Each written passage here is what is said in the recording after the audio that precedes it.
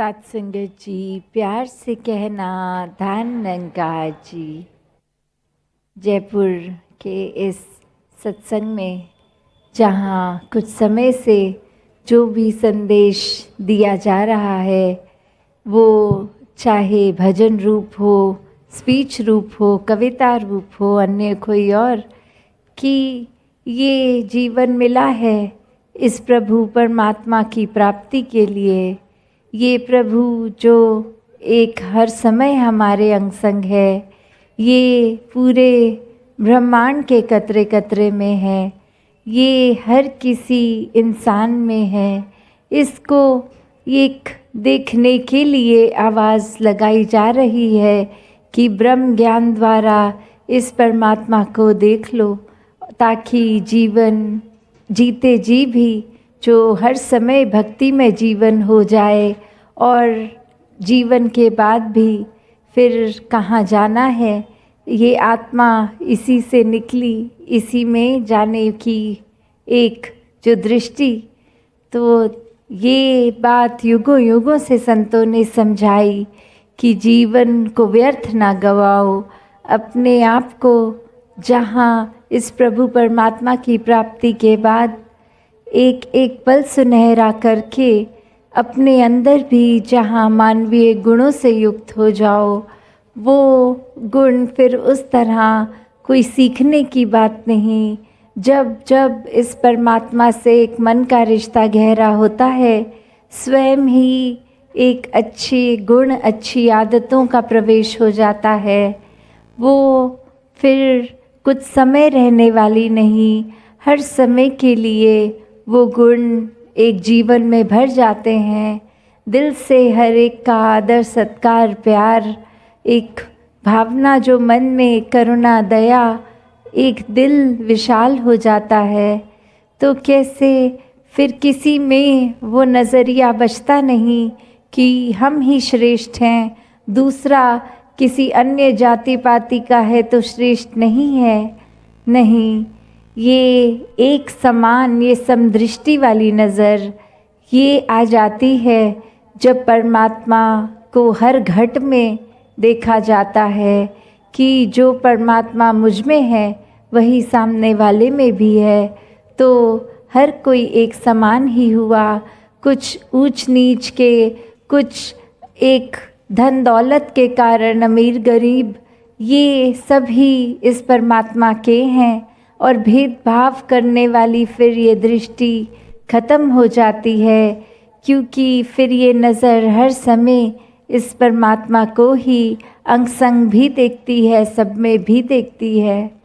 तो कैसे जीते जी खुद को जहाँ एक पूर्णता से मानव बन के जिया जा सकता है, और वो रास्ता सिर्फ ये परमात्मा कि जितना ज़्यादा एक आध्यात्मिक होकर इस परमात्मा को प्यार की दृष्टि से देखा जाए, इस प्रेमा भक्ति को किया जाए, उतना ज़्यादा ही फिर मन से एक दूसरे वैर विरोध वाले भाव, एक अहंकार के भाव दूर होते चले जाते हैं। फिर अपने जीवन को हर समय हम हर एक के प्रति समर्पित भाव से लगाते हैं। किसी का दर्द देखते ही खुद को वो दर्द का आभास होना कि हम किस तरह किसी और के जीवन में आराम प्रदान कर सकें।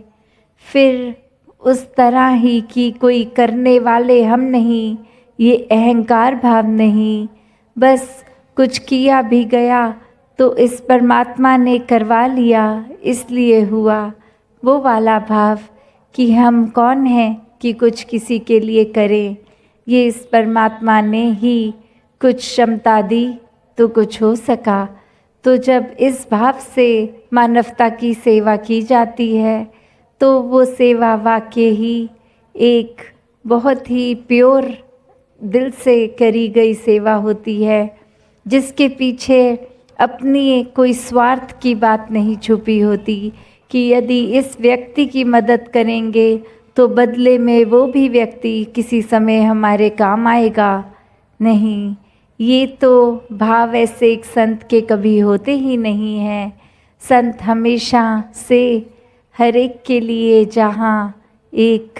बहुत ही दिल से एक तत्परस्त रहता है कि किसी की मदद नहीं कर रहे, सेवा कर रहे हैं, और सेवा हर एक के घट में इस प्रभु परमात्मा को देख के कर रहे हैं कि इस परमात्मा की अगर एक आराधना करनी है तो उसके बनाए हुए इन इंसानों के घट में उनकी सेवा की जाए। तो हर किसी को जहाँ अपने मन में ऐसे पावन भाव लाने हैं, वहीं खुद को भी एक हर समय देखते रहना है कि हम किस दिशा में जा रहे हैं। क्या ये परमात्मा हर समय साथ होते भी हमें इस परमात्मा का एहसास है भी कि नहीं, या क्या इस मनुष्य शरीर में आने के बाद हमें कार्य करना था और हम क्या कर रहे हैं। क्या हम किसी को एक अच्छे शब्दों से सत्कार कर रहे हैं या मन में किसी के लिए बुरे भाव ला रहे हैं, किसी को नीचा दिखाने के लिए कोई कर्म हमारे ऐसे हो रहे हैं। किस प्रकार हर कोई जहाँ मनों से मनों तक का एक प्यार का पुल बनाने के लिए जन्मा है, वहीं क्या हम कोई ना कोई कारण ढूंढ के हर एक से नफ़रत तो नहीं करते जा रहे। और जितनी एक मन में दूसरे के प्रति नफ़रत आती है, नतीजा स्वरूप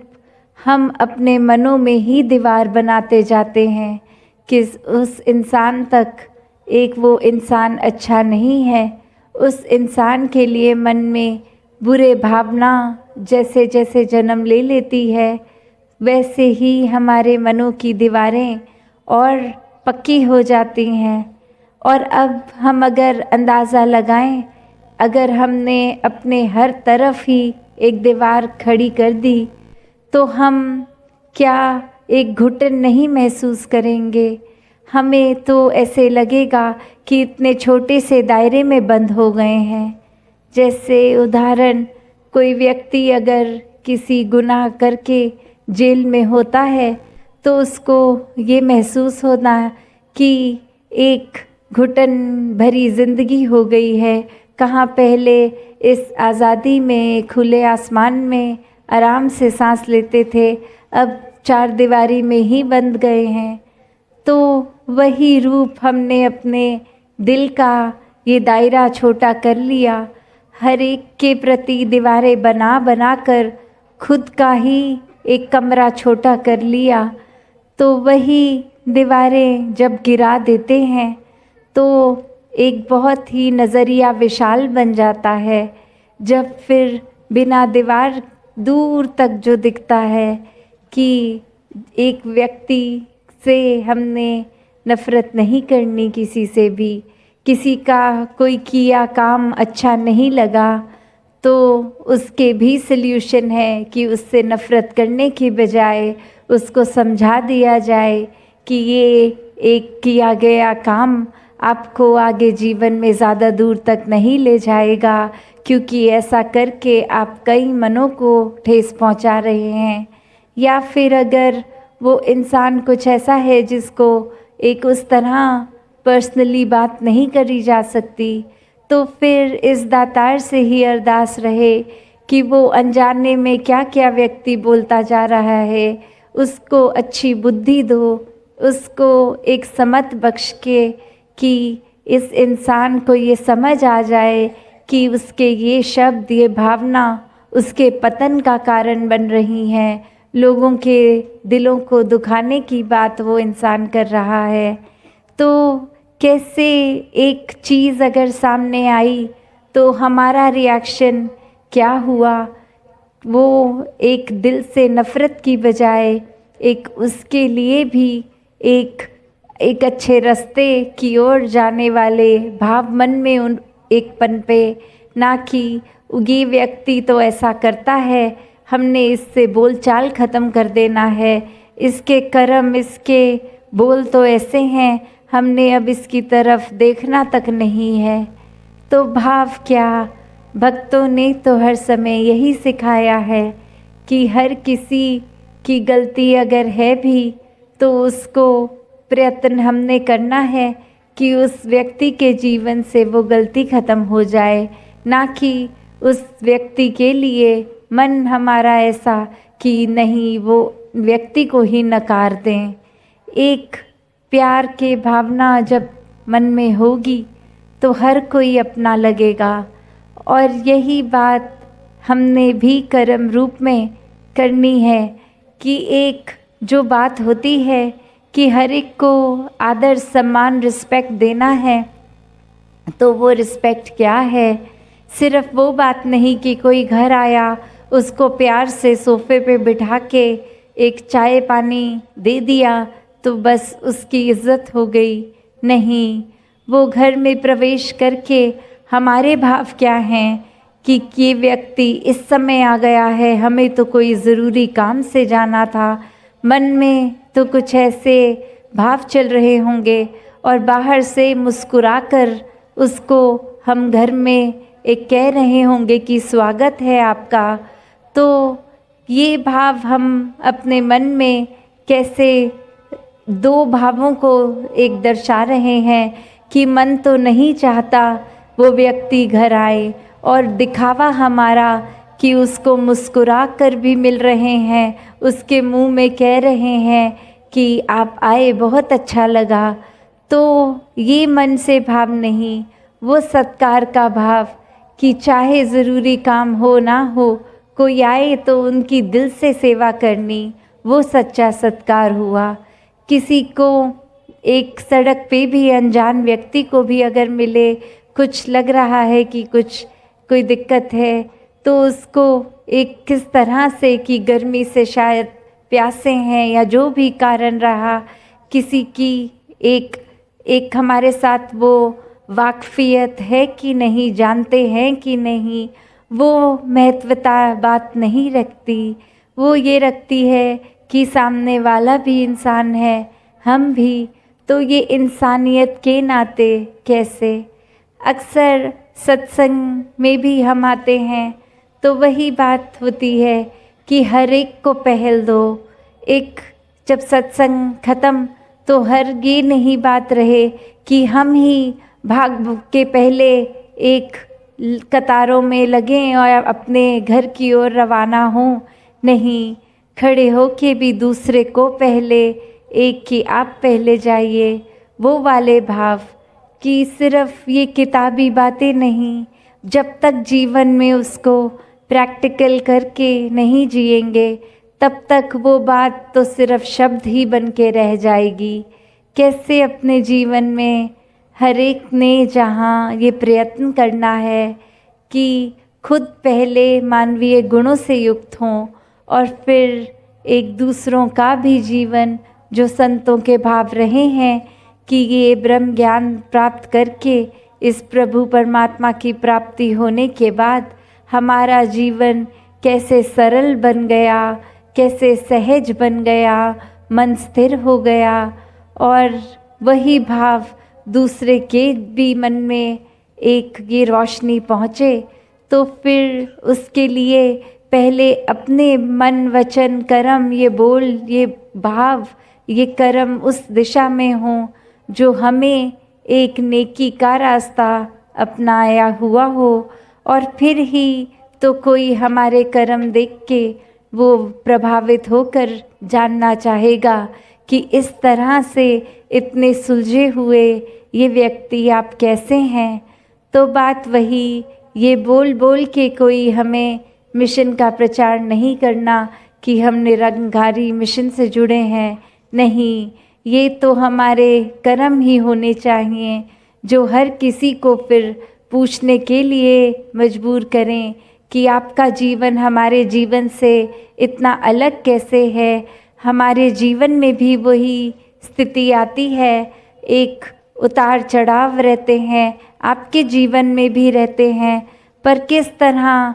किसी भी एक स्थिति में आप एक समान कैसे रहते हैं। एक पीड़ा दुख के समय आपका मन पीड़ित क्यों नहीं होता। तो जब ऐसे भाव एक संतों के मन में होते हैं तो हर एक तक वो सुख चैन अमन पहुँचाने के भाव बन जाते हैं कि इस तरह सिर्फ जीते जी ये कोई दुनियावी सुख लेने के लिए नहीं, इस परम पिता परमात्मा के साथ जुड़ने के का जो अर्थ है हमेशा के लिए जीते जी भी हर समय इसमें लीन हों, ताकि कुछ भी एक असर चढ़े तो वो पक्का रंग इस बेरंगे का, ना कि दुनियावी माया का आज कोई चीज़, कोई सामान, कोई ऐसा प्रभाव, और कल जब वो सामान इत्यादि जीवन में ना हो तो मन फीका फीका महसूस करे। तो ये परमात्मा का पक्का रंग हर समय चढ़ा रहे, और ये फिर वही भक्ति का रंग होता है जो एक मीराबाई के जीवन में था कि कुछ भी हो ये मन झूमता रहता है। कबीरदास जी का जीवन, किसी अन्य संत का एक जीवन पकड़ लें तो उनके जीवन में एक जो समान बात है वो यही है कि उनको एक अपना मन का नाता उन्होंने परमात्मा से जोड़ा, इसलिए नहीं कि कोई दिखावा मात्र था, नहीं, वो एक सच्चे भाव से जुड़े। उन्होंने ये नहीं देखा कि और किसी का रंग चढ़ा हुआ है दातार का उनके मन में कि नहीं, अपनी भक्ति को उन्होंने स्वयं किया, किसी की देखा देखी कोई कॉपी नहीं किया। वो ही बात कि हम भी अगर आके सिर्फ इसलिए सत्संग से जुड़ें कि किसी व्यक्ति को जानते हैं जिनका जीवन अच्छा है, जिनके जीवन में दुख तकलीफ नहीं है, तो हम सोचें क्योंकि ये सत्संग कर रहे हैं इसलिए ऐसा हो रहा है। नहीं, उस व्यक्ति के भी जीवन में दुख तकलीफ तो होगी, पर वो परमात्मा के साथ जुड़कर उस तकलीफ़ को तकलीफ़ की तरह नहीं देख रहा, वो उस समय भी शुक्राने भाव में जुड़ रहा है। तो अगर सत्संग से जुड़ें भी तो एक सच्ची वजह से, एक असली वजह से जुड़े, नहीं तो सत्संग में आके भी वो भावना वैसे बने तो हम सत्संग में आके भी भीड़ ही रह गए। तो हमें सत्संग में आके क्या करना है, इस सिमरन को करते समय मन के भाव क्या होने चाहिए, सेवा करते समय सेवा भाव क्या हो, ये तो हर कोई अपना अंतर्यामी है, ये हर एक को पता है फिर कि जस्ट कोई एक इंसान कर रहा है इसलिए ही मैं कर रहा हूँ, तो वो सही कारण नहीं है वो चीज़ करने का। जब तक वो मतलब ना पता हो ये कारण से इस चीज़ का करना, तब तक वो चीज़ करनी व्यर्थ है, फिर चाहे वो सेवा सिमरन सत्संग ही क्यों ना हो। सही वजह से अगर एक बिना दिखावा मात्र मन का एक सच्चा रूप इस परमात्मा से जुड़कर जब तक कोई चीज़ नहीं होगी, तब तक वो हरगिज़ कबूल नहीं है। तो वो दातार कृपा करे हर किसी के जीवन में एक सच्ची भक्ति आए, सच्चा सुमिरन करने का मन बने, एक सेवा भाव भी एक अर्पित रूप समर्पित रूप का हो। तो दातार कृपा करे कि इस निराकार परमपिता परमात्मा से सब अपना ध्यान, ये मन हर समय के लिए जोड़ लें, ताकि भक्तिमय जीवन फिर ये शुरुआत उस रूप की प्रेमा भक्ति की हो। दातार हर किसी पे कृपा करे। सत्संगत जी, धन निरंकार जी।